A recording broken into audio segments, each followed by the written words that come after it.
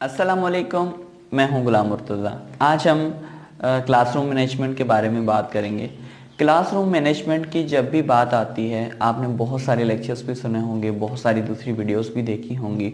तो classroom management में ये हमारे पास चीज़ आ जाती है कि हमें जो रिसोर्सेज अवेलेबल हैं, स्टूडेंट अवेलेबल हैं, उनको इस तरह ऑर्गेनाइज करें कि हमारे पास टीचिंग और लर्निंग का प्रोसेस बड़े बेहतरीन अंदाज से चल सके। अच्छा, क्लासरूम मैनेजमेंट के अंदर जो पहली बात हमारे पास आती है वो है सिटिंग अरेंजमेंट। मिसाल के तौर पर आपकी क्लास के अंदर बच्चे किस तरह क्लास के अंदर बैठे हुए हैं। अच्छा, इसमें दो तीन चीज़ें आ जाती हैं।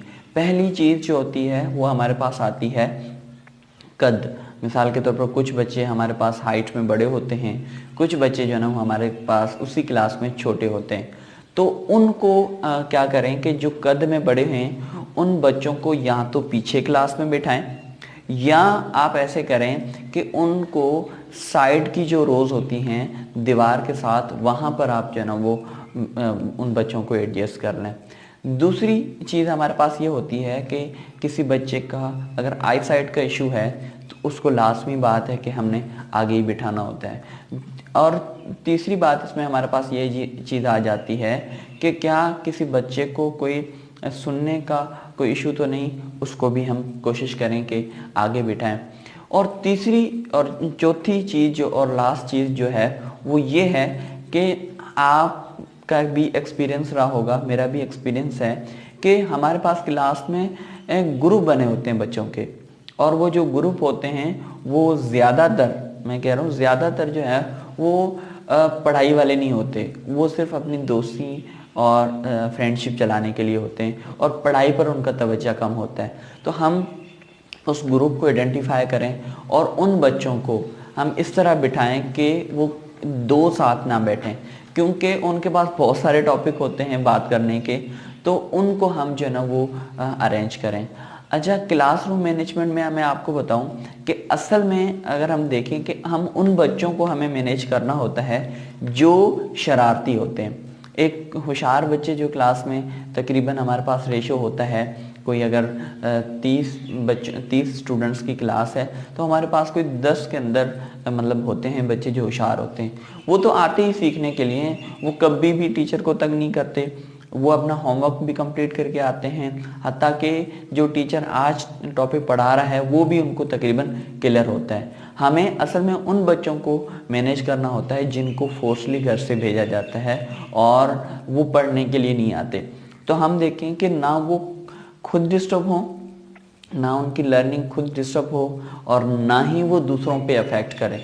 हम इस तरह होता है क्लास में कि वो शरारतें ज़्यादा करते हैं और फिर हम जो है वो उनको उन पे गुस्सा निकाल देते हैं, पूरा एक लेक्चर दे देते हैं और पूरा जो है ना वो पूरा जो 40 मिनट्स हमें 45 मिनट्स जो हमें दिए होते हैं वो हमारे ज़ाया होते हैं। तो देखें, अच्छा एज अ टीचर हमें थोड़ा सा ना साइकोलॉजी को भी देखना चाहिए।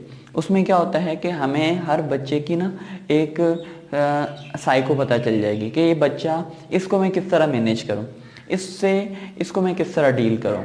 अच्छा, कोई भी ऐसा बच्चा होता है, मिसाल के तौर पर मैं एक स्कूल में पढ़ाता हूँ, उसमें क्या हुआ कि एक पूरा ग्रुप बना हुआ था। तो उनका जो हेड था वो हेड, अब मुझे पता जैसे चला कि ये क्लास को पूरा जो है ना वो तंग करते हैं और टीचर को पढ़ाने नहीं देते। मैंने उसके हेड से थोड़ी सी बात की तो मुझे पता चला, और बच्चों से भी क्लास में पता चला कि वो क्लास को कंट्रोल अच्छा कर सकता है। मैंने क्या कर दिया, उसको वो जिम्मेदारी दे दी। अब उसे एक रिस्पॉन्सिबिलिटी मिल गई क्लास के अंदर। अब क्या हुआ कि उस बच्चे से मैंने जो है वो कहा कि बेटा आपके क्लास देखो, उसमें 2-3 बच्चे बहुत अच्छी फैमिली के थे और उसके बाद जो है वो पढ़ने में भी बड़े काफ़ी बेहतरीन थे, मगर वो ग्रुप की वजह से पीछे आ रहे थे। फिर क्या हुआ कि उसको मैंने कहा कि बेटा आपका ग्रुप जो है वो पढ़ाई की तरफ नहीं आ रहा, आपका असल मकसद जो है ना वो पढ़ना है। फिर उसे कुछ और मिसालें देकर उसको ये रियलाइज़ करवाया कि हाँ बिल्कुल आप लोग यहाँ पर जो आते हैं वो पढ़ने के लिए आते हैं। इस तरह उस बच्चे के साथ ताल्लुक़ बना और उस बच्चे से ये वादा लिया, और बच्चे ने वादा किया कि सर आज के बाद आपकी क्लास में मेरा ग्रुप कोई भी ऐसी एक्टिविटी नहीं करेगा जिससे क्लास डिस्टर्ब हो।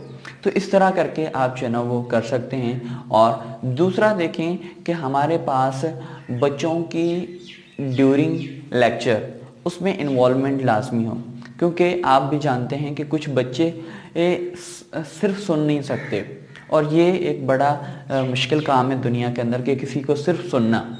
आप जो भी एक लेक्चर तैयार करते हैं उसमें से कोई ना कोई एक्टिविटी लाजमी जो है ना वो करें। अगर एक्टिविटी मिसाल के तौर पर आप साइंस पढ़ा रहे हैं तो आप क्या करें कि प्रीवियस जो ना नॉलेज उसी टॉपिक के मुताबिक लेना शुरू कर दें, बच्चों की इन्वॉल्वमेंट आ जाए।